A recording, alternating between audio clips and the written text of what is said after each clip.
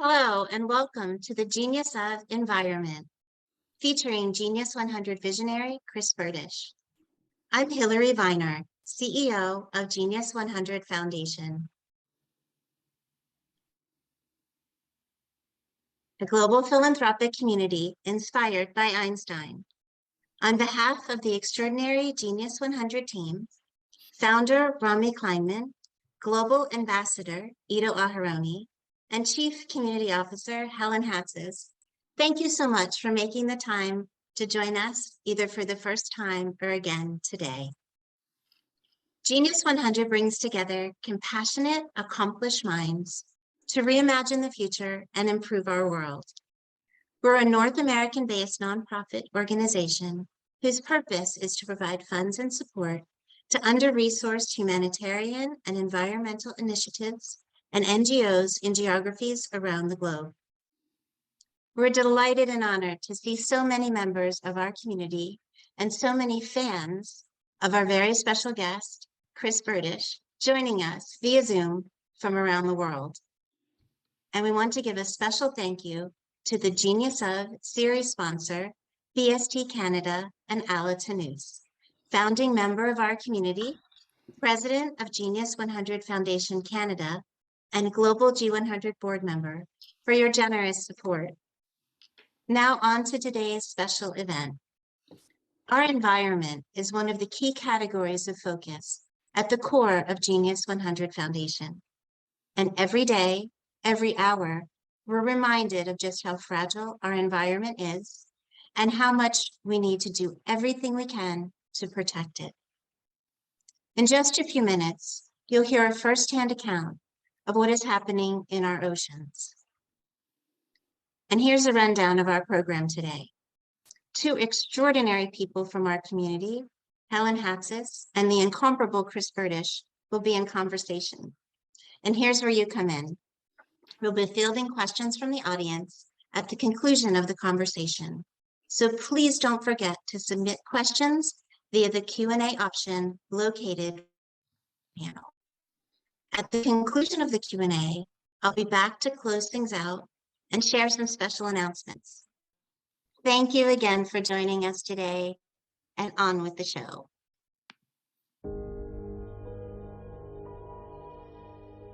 Today, I'd like to share with you an incredible story. And as I take you on this journey and tell you this amazing tale, I don't want you to think this is a story about me, because it's actually not. It's a story about the hero in every single one of us. And what happens when you have an idea, you have the courage to take daily steps and actions towards it. You adopt a can-do attitude, and you never give up. It's a story about immense grit, courage, passion, and purpose. About meticulous planning and preparation, and about believing in yourself, putting everything on the line for what you believe in, and then going the distance, no matter the odds stacked against you. It's a story about fighting for survival in the middle of the Atlantic Ocean, through the fiercest of storms, the wildest of elements, the darkest of days, and the most terrifying, never-ending nights. Alone, standing up, completely unsupported and unassisted for over 93 days straight. The journey is so immense and so monumental that 99% of the world told me it was simply impossible. You see, it's not what I did that's so important. It's why I did it. But I knew that it was possible. If I took everything that I'd learned and I applied it and I believed in myself and I built the right craft with one purpose and one purpose only, to be able to get me across the Atlantic Ocean in one piece and to be able to change the lives of millions. When you are inspired by some incredible purpose, some extraordinary project, all your thoughts break their bonds. Your mind transcends limitations. Your consciousness expands in every direction, and you suddenly find yourself in a new and wonderful world you never realized existed before. Shut up. Suck it up. Get up, stand up, make the change, and be the change you want to see in the world today. You stay focused, you stay determined, and you persevere, and above all else, you never give up. You will overcome any obstacle, any challenge, any change, and you'll be able to achieve anything, even the seemingly impossible.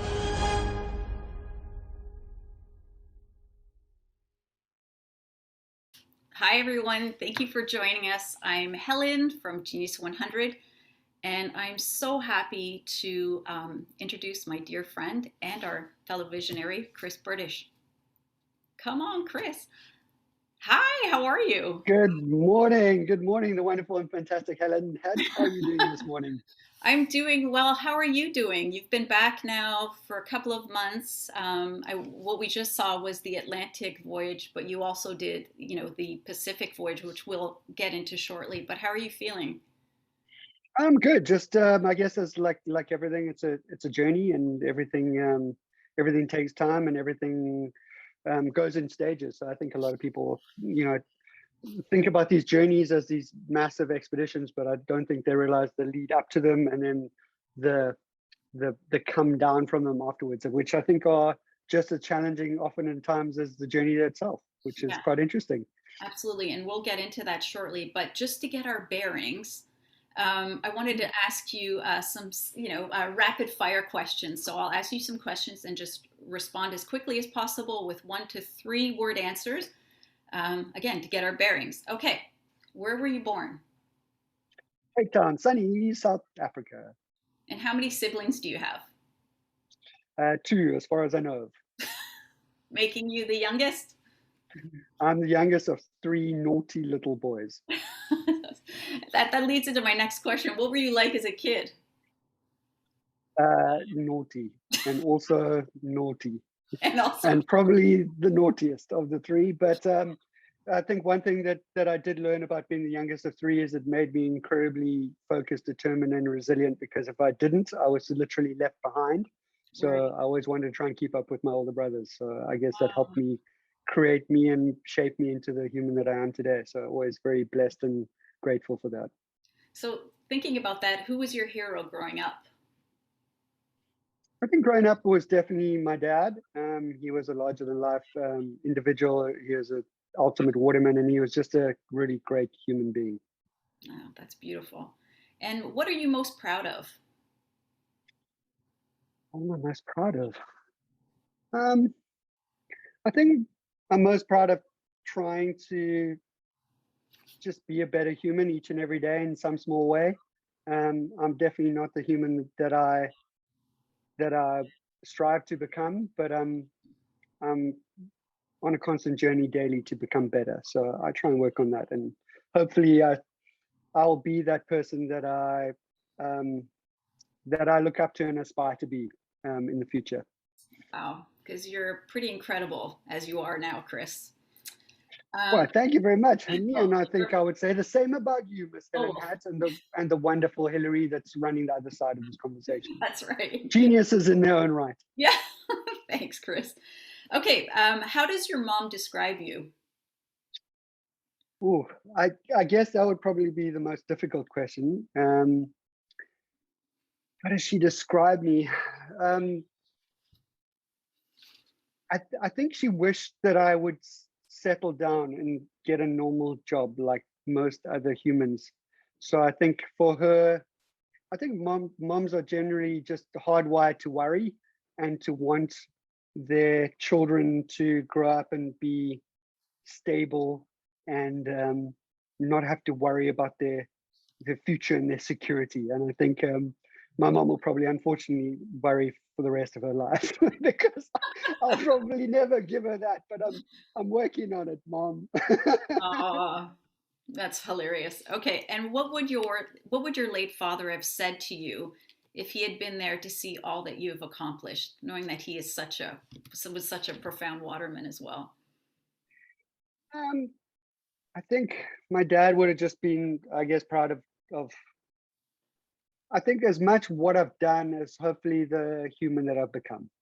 I think that's what's more important to me. Oh, that's great. And finally, the final rapid question. How old were you when you first experienced the ocean? I definitely am not able to answer that question because it was before my mind can remember that stuff. So I'd imagine I was immersed in the ocean probably from the age of about 1.5 to 2 years old. And I was sailing with my dad on the first ever catamaran that he built, the first ever catamaran in South Africa that he built, probably at the age of about 4 years old. I used to hang on and fall asleep on that front pontoon of the catamaran on the front part, and he'd sail on its side, like on one hull. And when we'd come back into the beach, you'd have these people that would come up and ask, "Oh, I saw your little son there. He's tiny. How old is he?" And I'd probably be like 4 or 5, and then they'd say, "Well, aren't you worried? I saw him holding on for dear life at the front there. I would consider that to be quite reckless, taking your son." And you'd be like, "No, he's just happy there. He just falls asleep. That's his happy place." And that's where I sort of grew up, in the happy place, which was the ocean. Wow. And so the ocean, this is where I want to begin our conversation. I want to talk about a recent post that you posted on your social media channels, and you talk about what the ocean means to you and how it is the central core of everything that you've done since you were little. Can you tell us a little bit about that? Yeah, the ocean is just sort of, it's my home. It's my second home. So I guess for a lot of people, the ocean is quite a fearful place because it's a place of unfamiliarity, and it's a place of fear because we fear what we don't know or don't understand. Mm-hmm. But when we put ourselves in that space and environment for an extended period of time, more so than time we might spend on land, then it becomes a familiar place and a place of immense amount of calm, immense amount of energy, our peaceful place, our sanctuary, our church. It becomes our second home. And it has definitely become that for myself. And I guess the greatest experiences, the greatest life lessons, the connection to self, the connection to nature, and the one place that brings me back into balance, gives me peace, and it gives me calm, and it makes me a better human. Wow. So I'm curious then, at what point in your life did the decision to cross the ocean or oceans come to? Like, what was the spark or the why? What, if you could answer, like, what was the why?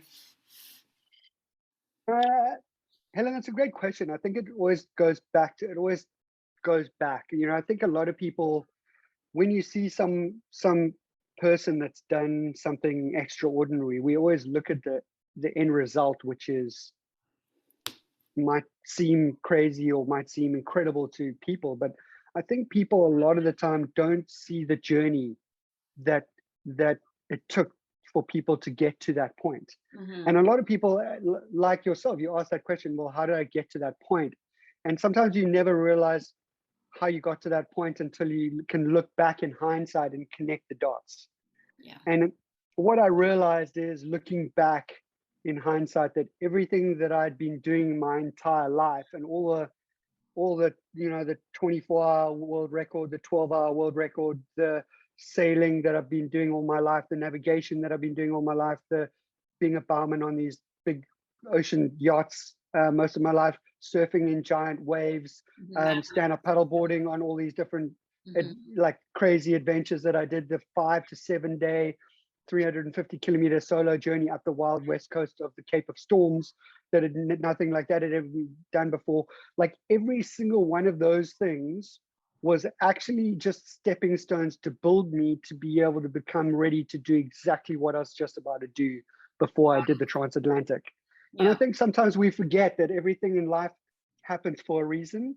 And when you do something extraordinary, everything that you did in your entire life was actually just getting you ready to do what you're about to do. And sometimes you don't understand things that might happen in your life, good or bad, but they're all there for a reason, to be able to help shape you to become the person necessary to be able to transcend what you're just about to do and get through what you're about to accomplish. Yeah, 100%. I agree with you. And I love how you said, like, you can obviously, looking in retrospect, when you do connect the dots, you see that this is your path, and it all makes sense. And I think a lot of people, when things happen to them in life, we see them as bad often, or bad experiences. Yeah. But none of them are bad experiences. They're all meant to be exactly where they are, and they're all meant to help you, shape you for what's to come. And I think sometimes we forget that because we get so caught up in a negative moment and experience, we forget to reframe that as a positive, because there are no such thing as negative experiences. They're all just learnings. It's just how you interpret it. That's right. But I agree with you. I think that's great. So just thinking about your first voyage across the Atlantic, it took 93 days. And you just shared that, you know, your whole life kind of built up towards this, but you did take time, quite a bit of time, to prep for this. You know, there was a lot of research that you put into it, of course, building out the vessel, what that should look like, but also not only for the vessel, but for yourself, for your physical, your mental well-being. Can you tell us what that preparation looked like and how long did it take you? Helen, I thought we only had 45 minutes for this, I because know, this could I be a know. 45-minute answer. Yeah. Okay. Do the best you can. Well, I try and operate by something called the 80-20-10 rule, which is 80% planning, preparation, testing, 20% execution. Because if you've done the planning, preparation, and testing sufficiently, then the execution is relatively simple, and you should get a positive result because you've minimized the risk, so you can proceed with confidence to the best of your ability. But the rest of it is actually then going the distance and then going the extra mile. And you know, I think a lot of people aren't aware of the amount of planning and preparation that went into it, and what it took to be able to build a craft that didn't exist, using all my knowledge and experience and everything that I'd done, but to be able to design and create something that would do something that no one's ever done before. And there's no amount of testing that you can do to do that kind of thing if you've never really done a lot of testing on that craft, because once you go literally more than 5 miles offshore, the world becomes a whole different environment, a different place, and there's no amount of planning and preparation that you can really do to test what it's going to be like out there on a craft that really hasn't had the kind of experience out in open ocean. Right. And then it just comes down to yourself and the ability to be able to adapt, innovate on the fly, and become incredibly resilient to your environment, and become very innovative and creative to be able to keep a positive mindset, keep the right attitude, stay motivated, and get through every single challenge and deal with the challenges that come with a dramatic sense of urgency before they stack and become uncontrollable and then life-threatening, and then you aren't able to solve them, and then it becomes a life-threatening environment. So right. It's about trying to keep your mental state in check, control the controllables, let go of everything that you can't, and deal with everything with a dramatic sense of urgency, and innovate and adapt to the best of your ability to be able to ensure a positive and successful result, and hopefully have the impact that you wanting to make on others in the world around you. Yeah. Does that answer your question? Yes, of course. I was thinking, when I was watching footage from that, and then knowing you and having talked to you about this, that particular voyage, like you were paddling for 14 to 16 hours a day, which I think you estimated it was about 2 million rotations in total. Yes, that's the reason why I've had to get both of my shoulders replaced, because apparently the humans are only meant to do, I think it's about 1.8 million rotations in their life. Oh, wow. So apparently that's the reason why the surgeon said to me, well, that's makes perfect sense. That's why you need to get your shoulders replaced, because you just did a full humans rotations in 3.5 months. Well done, good job. Yeah, exactly. But that clearly didn't stop you, because you just completed the Pacific crossing this past summer, but you took a different approach. Keeping in mind what you just said about your rotator cuffs, needing to be fixed. So tell us what you did differently. Yeah, Helen, I really believe that we as humans can be successful and extraordinary in pretty much everything we decide to do. And we talk about, or there's a lot of talk about, the 10,000 hour rule to be exceptional at anything, and I sort of do believe in that to a large extent. So whatever you decide you want to be really good at, it just takes an incredible amount of focus and determination to work on that for an extraordinary amount of time, and become obsessively focused on it until you are you reach a level of excellence, and then what you do with that excellence is up to you. Some people do it to just, set records or break records. I believe that if you can get to a state of extraordinary in whatever you do, whether that be in sport or business or in life, it's your duty and responsibility to be able to use that as a tool to give back, to help others, to lift other people up and make a positive impact on the world. So I don't believe in doing anything twice. That's why, any sport that I've done, I get to, I try and achieve a world record status level in whatever sport that I do, achieve those goals that I set out for myself, use that for positive change and positive impact, and then move on to a completely different sport and a different realm to be able to transcend that, push the level of human potential in that sport, set a new bar, and then move on to something completely different. And that's why I did the big wave surfing thing for 10 or 15 years. Then I went on to the stand-up paddleboarding thing, and I did that for 10 years, set those records. Same with the big wave surfing thing, and then now I moved on to the wing foiling sport and did the Pacific, and each time I just try and use those platforms as a tool to be able to make dramatic impact, highlight global issues that need to be brought to the public's awareness, and then figure out with proactive tools and solution-driven thinking how we can use those tools for positive change, and how we can use those to be able to amplify impact, to be able to make the world a better place, make people more aware of what's happening out there, and help making positive impact to make positive change in the world around us. And I hope what I do does that. That's all I can, and inspire people to believe in themselves, what's possible, and maybe that they can do something extraordinary themselves, and how can they be better for themselves, the best version of themselves for themselves, for their family, for their surrounding world, and hopefully inspire the people to be better for themselves and for the planet too. That's wonderful.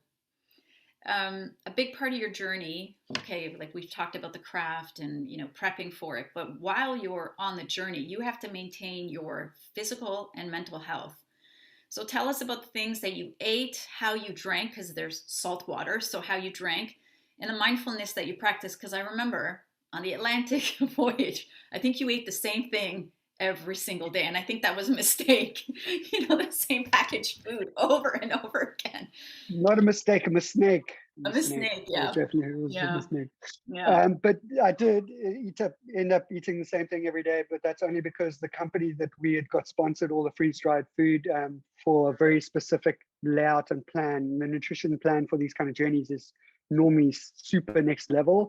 It was just really unfortunate, and it just happened that the company went bankrupt and seized all the freeze-dried food nutrition that we had planned for the entire journey, and we only found out that a week before we were about to depart, and my team had to scramble when I'd already left for Morocco to try and find a substitute. And in our country, in South Africa, they didn't have many companies that could deliver that kind of quantity of food in freeze-dried food packets to the amount that we needed. So they unfortunately only could give me 2 different freeze-dried packets. Actually, there were 3. The one unfortunately gave me bowel problems and gave me the run. So that's not very good. So I only actually had 2.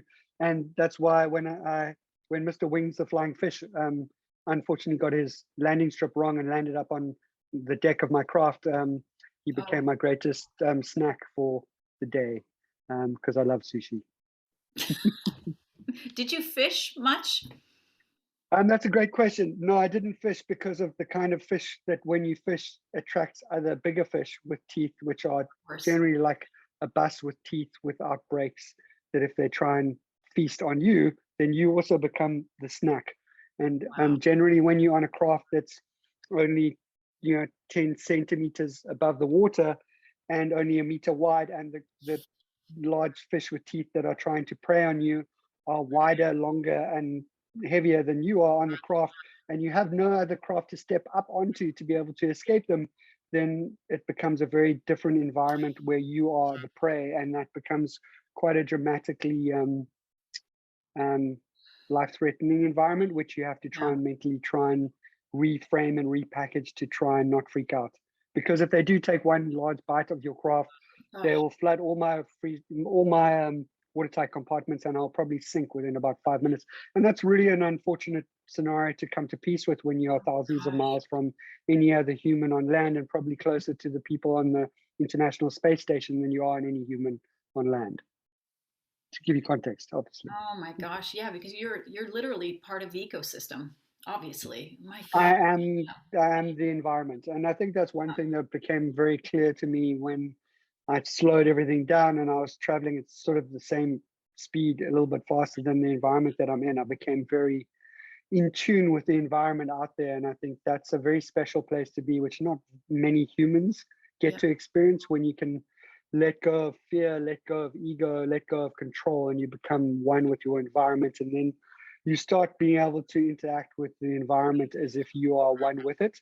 And that's a very unique state that I think I'm very fortunate that I've been able to experience, where you become one with your environment, and then the whole world becomes a different ecosystem, a different environment. You communicate with your environment in a way and shape and form that I'm really find quite difficult to elaborate in the vocabulary we have on land. But it sure. becomes an incredible state, and you become the ocean, and the ocean becomes you, and you are one. And that's an incredible place to be. And you start interacting with the creatures in a way that's very special. And that's the only way I can describe that, as an immense enlightened state of flow. Yeah, you talked about that earlier, saying how the ocean gives you peace and calm, and just that solitude. And also, sorry, I was thinking about your brother in one of the videos that we'll talk about later. One of your brothers talked about, when they saw you coming in after the Atlantic crossing, and just like how you were, like the way you managed, like the incoming with the waves, like, or actually I think it was in the beginning, sorry, it was in the beginning when Mm, you were, because they just kept with you for a bit, but the rest of the time, like, you were literally mm. by yourself. But the way you were managing, standing up and just managing the waves, and how he spoke, like, look at him, he's like one. He spoke like he was in awe when he shared that, just watching you. It was, Yeah, I think the only way to describe it, so like to give people context, because people don't, it's so unique and it's so out there that people really battle to get context of what I was doing and how yeah, I was part of riding and being one with the ocean. The only way I can describe it, to put it in context, is people that ride horses. When hmm, you are in tune with your horse, and you become one with the horse, you become one, almost like one being, one creature, and you move as one. right. And you don't have to think about how you're doing things. It just happens. You become a seamlessly moving one creature, moving as one, in tune with your environment, like you are a, a, a dancer, perfectly in tune and in flow with their environment, and with the rhythm and rhyme and beat of of the sea. Wow. It's like a dance. It's like a dance, It's like a mhm. it's like a painting perfectly in flow. Wow. Wow, that's beautiful, Chris. So thinking about you being out there alone reminded me of the numerous lockdowns that we experience Mm. worldwide, especially in Canada. I think we hold the record for, maybe not, but for being in lockdown for so many months on end. So thinking about that, I mean, people around the globe suffered, especially those living alone. And from what you shared and what you're sharing with us now on social media, like while being alone in the middle of the ocean, unsupported, is that gave you the peace and calm. And in that same post, you spoke about PTSD, and that upon your return to land, it actually takes time for you to get back to normality. And so, my question is the PTSD from leaving the ocean and coming back to land, or the opposite? I think there's a yin and a yang to that. So Mhm. the ocean gives me an immense amount of calm when it's in a positive state, and when things aren't really intense and dramatic. Yeah. Um, then you are when things aren't really intense and dramatic and life threatening, then it's an incredibly calm and amazing place to be, because you are in this environment with a connection to nature that supersedes pretty much anything. And we talk about being connected in life today. When we talk about being connected, that's about digital devices. But Yeah. the real connection, I think we've become super disconnected in life in all different shape, ways, or forms. And the only connection we really have is when we step away from our digital devices and we get outdoors and into nature. And that's when we really truly connect with ourselves and connect with everything else around us. And when I'm out in that kind of state, when I'm not in a fearful environment where it's trying to kill you and things are going well, then it is an incredibly calming place. But when there are so many times on these journeys where you're going through incredibly volatile, incredibly fearful states for an extended period of time. And what happens is that you go into these incredibly high anxiety, highly adrenalized fight or flight states for an extended period of time. And that's where adrenal fatigue comes from, and that's where post-traumatic stress comes from. So when your body comes down from that, so you only ever come down from that when you're removed from your high anxiety state and you put back into a state which taps into Maslow's hierarchy of needs, which is food, water, shelter, survival. So as soon as your top two tiers are met, then your body can start relaxing, and then it comes down. And as soon as it comes down, that's when the ramifications of your journey, then you start noticing how they're starting to affect you. And because I've now been back on land for just over 2 months, my body has now gotten back into a state where it goes, okay, you're back on land, so you are now safe. There's your first check of Maslow's hierarchy of needs. Then your second is food and water, shelter. And then it comes down a notch to having the other amenities of life that we don't have to worry about. So your body comes down, and when that happens, the post-traumatic stress kicks in, which then affects your mental capacity and how you operate in that space. So because when you are out in the ocean for an extended period of time, like all my journeys are plus more than 48 days, so just under 2 months to 3 months, the buildup of that adrenal fatigue in a heightened state has a post-traumatic period where it takes, often 3 to 6 months to be able to come back down, and for your body and your mind to come down from that state and go back to normality. For the first month, I have multiple of your filters which we have on land, which take 25, 30 years to build up, that we don't even realize that protect us from all the noise and all the extensive amount of stimuli that comes to us on a day-to-day basis, which you don't even realize. The traffic, the sounds outside, all the digital devices that are sending us all this clutter all the time. As soon as you're out of, in the ocean for an extended period of time, we don't have all those noise. So all your filters start disappearing to the point that your body and your mind starts super amplifying all your key senses to be able to hear and sense all these things in your new environment that make you survive in your new environment. You become an adaptive chameleon to your new environment. So you shed all your skins that you don't need on land and all your filters that you don't need on land. And then you create these new layers and these new filters that hyper focus your other senses and your sixth and seventh senses that you need in order to survive in your new environment. So people that are born with autism or all these extra senses that people think, oh, they're on the spectrum or they're this or that. No, they just learn to highly sensitize and focus those senses to be able to adapt to an environment, and they can't filter all these different noises. So I believe that everybody that's born with these extra senses are highly censored beings, and they are able to utilize those senses for good.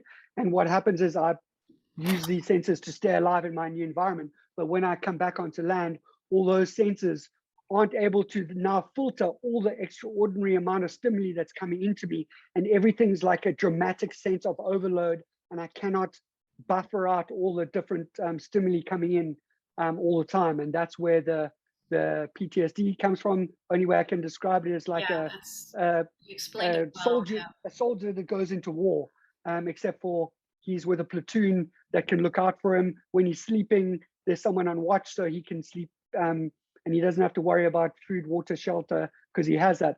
I'm Right. alone. I'm Yes. not in a platoon. My bed's trying to kill me when I'm getting a couple hours sleep, and I'm alone for 93 days, and I don't have food, water, shelter, because I have to make my own water with a water desalinator. I have freeze-dried right. food, which is the same Yeah. thing. And when there's life-threatening situations that happen, I'm alone, and I have to unpack and deal with that completely by myself. And there's no one else that's going to come and help me. I know, So, and all the while you're recording everything, mm, which we're going to talk about in a second. But you also maintained a captain's vlog, and I'm just going to share a couple of slides. Give me a second here. Yeah, so here are, this is obviously before the journey. I recognize that shirt. Yeah. Oh, look at that. It's a good choice today. So some of them are, I remember watching these, and some of them are Mm, super funny because they were, again, around the food that you're eating. But one in particular was really upsetting, really upsetting to watch. And that's where you talk about, and you're crying in this mm. particular vlog. You're talking about the garbage that you found on a daily basis. And this is on the Trans-Pacific, which is the one I did a couple of months ago, which is, so the first one I did Oh, also had an ocean conservation aspect to it, but it was also raising money for Operation Smile. yeah, This last one was all ocean science-based, ocean pollution awareness, and also giving back to Sea Shepherd and Conservation International and Parley, which are all protecting the ocean in some way, shape, or form from a pollution perspective, from yeah. a fishing nets perspective, or protecting the environment. Yeah, and that one was pretty disturbing because I saw probably fivefold the amount of ocean and plastic pollution that I saw on the transatlantic. Yeah. And because it was also my main focus for this journey, it was even more disturbing because, I think a lot of people, I don't think a lot of people are that passionate about things that they are aware of in life and that they want to change and they need to bring awareness to things. I'm very passionate about what I do and why I do it. And Mhm. it's very close to my heart and close to my core. And I actually recorded that message, that clip that I did. I'm not sure if you're going to play it or not. But I recorded it at two different versions after the first time I recorded it, which I wasn't sort of in tears talking about it. And it was quite difficult for me to actually decide to release that one that I packaged because I didn't feel that the others actually had that same impact and they weren't as raw and as real. And I think it was important for people to see how passionate I am about what I stand up for and what I believe in. Yeah. And I think that's a true sign of being authentic, is being comfortable and confident to be vulnerable Yeah. and to show people what you care about and why you care about it. Because I believe we should all be passionate and stand up for what we believe in. And I think that was a good example of that. And it really made a really big impact. I think it got shared and viewed over, I don't know, 750,000 times or something, almost 1,000,000 times. Yeah. Because it's very impactful and it's very raw and it's very real. And I think it also brings home the fact that how dramatic the crisis is out there, and also like the lengths that I will go to show people how bad the problem is and what measures we need to take in order to be able to alleviate the crisis and find solutions to be able to move forward in a positive manner that's going to save our planet. And the lengths that I had to go to were I dived over the side to be able to get this piece of polystyrene pollution. And I think I was so passionate and emotional about it because I dived over the side to get it, because for the last 2 months I'd seen it around me all the time. And I think it shows to people, it speaks to the narrative of how powerless we all feel to the challenge that's out there that we face each and every day. Yeah. And I only have one golden rule on my journeys, which is safety first. Yeah. And I broke my own safety rule Yeah. by diving over the side to separate myself from the craft, even though I had my big wave leash on. If my big wave leash snaps when I jump over the side to do that, my percentage ratio of survival, if I get separated from my craft in those conditions, is not 20%, not 10%, not 5%. It is zero. So Yeah. I broke my only one main golden safety rule to separate myself from the craft, in order to be able to get that one piece of pollution that I saw floating by, because I've been seeing it all the time, every day, between 3 and 8 pieces of plastic pollution every day, but I couldn't get to it. And I think we feel so hopeless and we feel so helpless to what's happening out there. And I wanted people to see what I was doing and what I was seeing each and every day, and how dramatic the problem was, and how passionate I am about what we're doing to our planet, Yeah. which people aren't aware of. And I think it was a great clip because it makes people realize what we're facing out there and how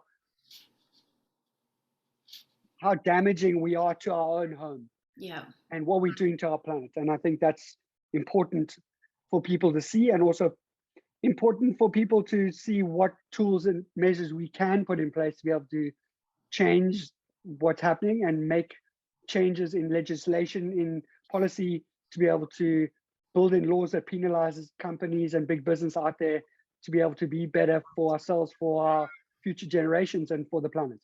Absolutely. Sorry, long No, that's answer. okay. But I will share that clip. That clip is on Chris's LinkedIn account, and yeah, I would strongly urge everyone to follow it, because I mean your posts are incredible and very educational. I just wanted to share a couple more slides. I'm just looking at our time, and I know you're busy. Helen, don't worry, we've got another 10-15 minutes, so we're good. Okay, but I just okay, so this is your mantra right here. Like, that's in my view. Like, this is, taking the word, impossible, and putting a positive spin on it, like you do, and saying I'm possible. And this is you at the end of the Atlantic journey, and then of course the Pacific. This is just amazing. And I just want to share with our community that Chris, like I said, all by himself has documented his these journeys on his own. And I highly recommend that you take your time to watch them. They're extraordinary documentaries. This is I've seen them all. I love them. They're fabulous. I've read your book. But there's also, can you tell us a little bit about? So this is thanks. Yeah, this is a new one. I think we actually only got the cover back, the final cover 2 days ago. So that gets launched in South Africa. I do a roadshow across the whole of South Africa for a month in November, and then I'll launch it by doing a roadshow across the entire USA and possibly a little bit of Canada in April and May, with the craft that I'm going to be actually towing behind me, because it's all about being powered by nature for nature. Yeah. And this is really a story of the transatlantic journey and sort of the philosophy, I guess, that I live by, which is being all in. And I think a lot of people use that term, I'm all in, but they don't really, they use it as a very loose phrase. I really do believe that if you want to be successful at anything in life, whether that be in business, life, or sport, you really need to be all in. And all in is putting everything on the line for what you believe in. Like, there's no backup plan. Like, I have a backup of a backup of a backup of every major system that I put in place in order to minimize the risk, so I can proceed with confidence and I can get the result that I need no matter what. And I improvise and innovate on the fly to still get to the end, because the 80-20-10 rule applies to planning. Preparation is your 80% in testing, 20% is execution. But it was also about going going the distance and then going the extra mile. And going the distance and going the extra mile is all about delivering, like, do what you say and say what you do, but then go the extra mile and deliver excellence, which I don't believe that many people do in business or in sport or in life. And that's what separates the best from the rest, is really, how do you show up at your best? How do you deliver what you say, and then go beyond that to be able to go the extra mile and give back, help others, lift other people up, and make a positive impact on others and the world around you. And I think this is a great summary of that philosophy and what it stands for. Amazing. So I'm going to just stop share for a moment. Hello again. Hi. So you talked about, so the book is coming out, you're going to South Africa, you're going to do a tour across, I know you'll have a ton of speaking engagements, but in terms of Chris Bertish, what is next for you, just for you? I'd like to say I've got some time to have downtime, which is what I'd like to do. But unfortunately, I've been trying to get this book finished, which has taken the last sort of 5 years, and sort of the last 2.5 years full time, and just getting everything ready. I'm self-publishing this one, even though I got asked to get it published through Penguin. But it's not an ego thing, because we talk about ego as one of the greatest measures of control, but it is controlling the outcome and the output of the book, which is important to me. And the reason why I say that is because I didn't have a lot of control and say over how the book was brought to market when it was published by one of the biggest publishing houses in the world. And that's why, for me, this one is a good example of that, because this book is the first ever book that's completely what I call it's my sustainability pledge to the world. So it's everything that I try and do to the best of my ability, to be able to deliver excellence, to be able to be unique in some way, shape, or form. And this book is no different. So this book is FSC paper approved, so it's been done with forest certified paper. I'm planting thousands of trees through the Platforms Reserve in South Africa, and then when I launch it in America, I'm planting thousands of trees through the Sea Trees initiative that offsets the carbon footprint of the entire book and its print runs. And then I'm also getting the covers for the American version done in Germany, which are made out of plastic bottles. So it's the first ever book covers that are getting done out of being able to recycle plastic bottles. And the print is getting done with water-based inks. The printing is getting done with water-based inks, and the glues with non-toxic glue. So it'll be the most sustainable books ever printed, and hopefully that sets an example to the world and to other authors out there. Why can't we do better, be better for each other, be better for the planet? And why can't this book set an example of being a showcase and an example of how we should be doing better for the world in regard to the books that we do? Because they should be better for the planet, and not only be a positive impact and inspire people and make an impact and change people's lives, but they should be better for the planet too. And why can't we be a role model for positive change? 100%. And that's totally in line with who you are. So I'm not surprised. I think it's wonderful and good for you for doing that way, to do it that way. But I just wanted to share with you your fellow visionary, who is actually on the line, Richard Saul Werman, who most people know him as the founder of TED Talks. Hi, Richard. Hi, Richard. Richard's a legend. I love that guy. He is a legend, and he is one who has, he's authored many, many books, some of which I have here in my home, but he self-publishes because he does things on his agenda. Nobody asks him to do these. He does the things that he wants to do, and I admire him for that. So good for you for self-publishing and taking the route that you're taking. Okay, so I'm going to shift to some really adorable questions that come from kids. Yeah, so it's from a local school in my neighborhood. I actually contacted a school teacher who lives in the area. And so these questions are from the students at a local school. Their ages, just Yeah. put up my hand. Oh, Teacher, can I ask a question, please? oh, Um, you the, wait the, your turn. Just so the most important question is actually one that comes from a little girl that I used to know, who's now grown up into the most incredible, extraordinary human being called Bella. Bella oh, Hatz. And I'm hoping that one of those questions is from a grown-up girl that I used to know called Bella. Has she got a question for me? That would well, be she the was going first to one. ask you about the eels, but that was Okay. that's an Okay. inside joke between Another Chris and time. Bella. But you know what? Yes. These questions are from kids between the ages of 6 and 10. They are adorable. Awesome. Okay. And I think at this point, if Bella were here, she would ask you, "How are you doing?" Because she adores you. So that's all she cares about is how you're doing. Okay, so we're going to go with this one. Tommy asks, there's 5 of them. How did you go to the bathroom? Tommy is 6. Wow. Well, Tommy, that's a really great question. And a lot of people, a lot of adults would like to ask that question, but they're always too embarrassed to ask that question. So that's why I love getting the kids' questions, because it's always straight, simple, and to the point. The answer is, the good news is that I had my B-day, which was around me all the time. It's called the ocean, and it's constantly flushing. So I never had to worry about going to the toilet, because the ocean was my permanent B-day. So that solved the problem, and I never had to worry about flushing. Perfect. Melissa, age 8, asks, did you see any dolphins or sharks? That's a great question, Melissa. I saw lots of dolphins.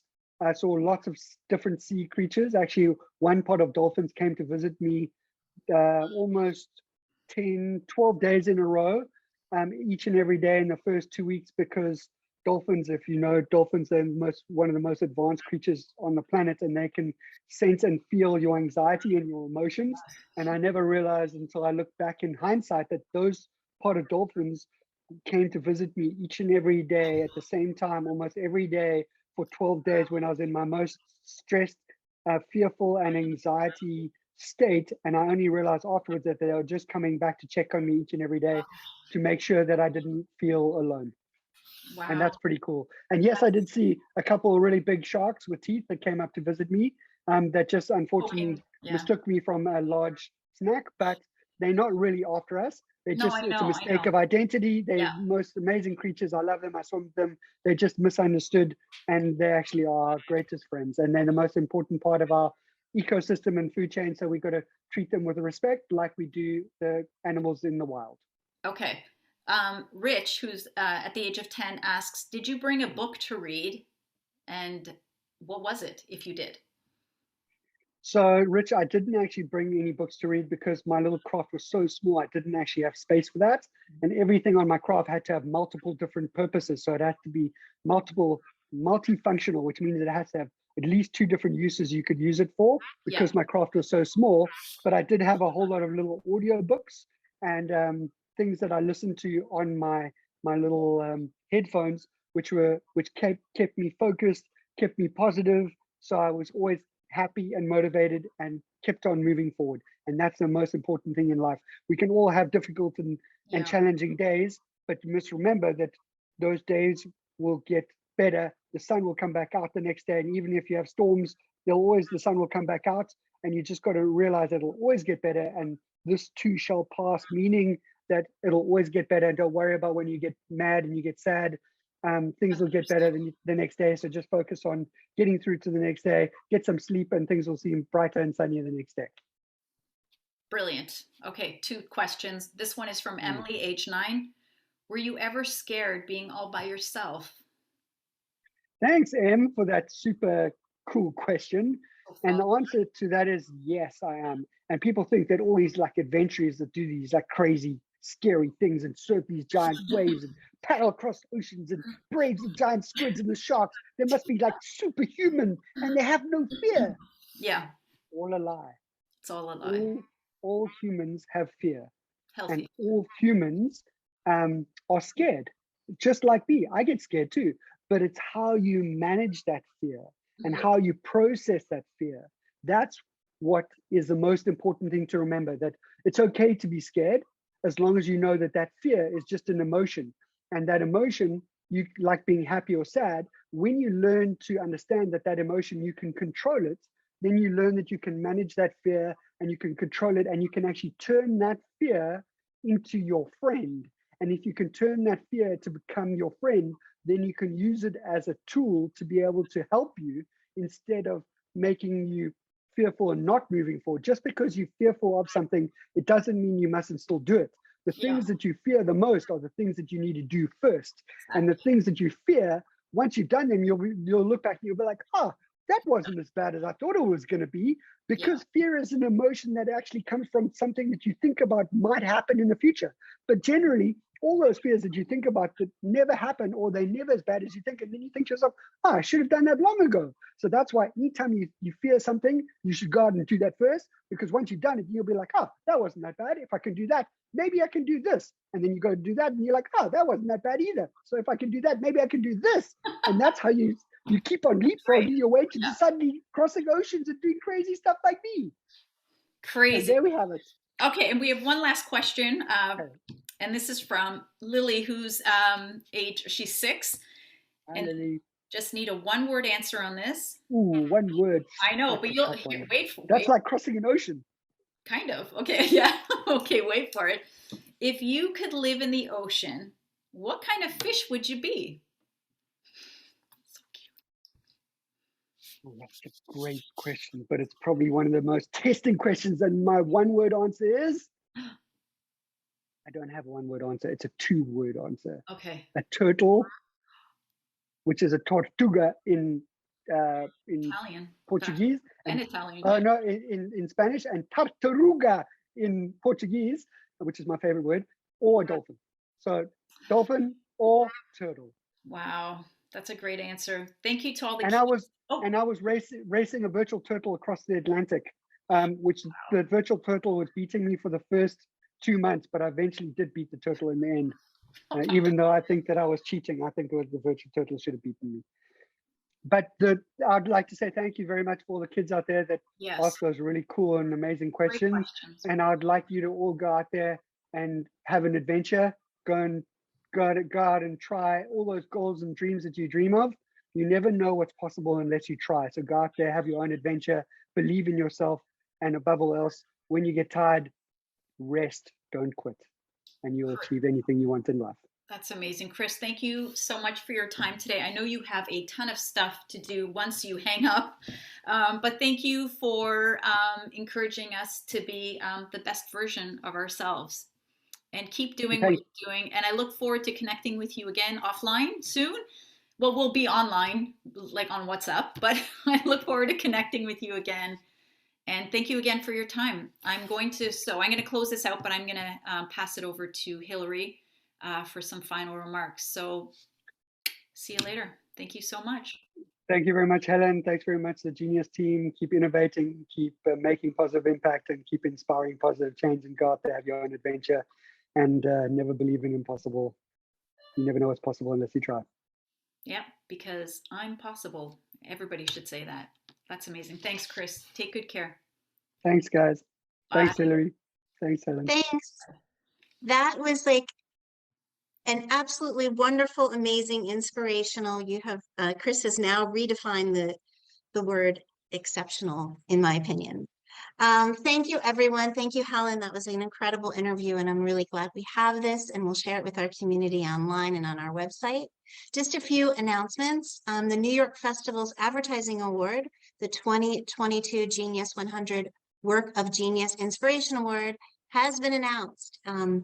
It was awarded to the Uncertain Four Seasons. If you haven't seen press on this yet, please go to our website to check it out, or just Google it. It's a phenomenal audio-visual depiction of the effect of climate change through Vivaldi's Four Seasons, through AI and music.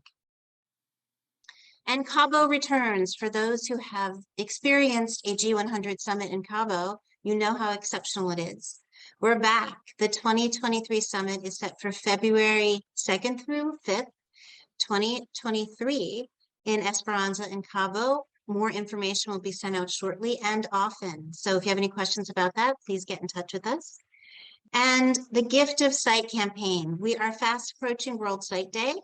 in early October. So please help us achieve our goal of providing 1,000 more sight-saving surgeries. Please, please, please go to genius100visions.com and donate if you can. For every $125 raised, a surgery can be performed to save someone's sight. Our next Genius of will be announced soon, so please keep an eye on your inbox.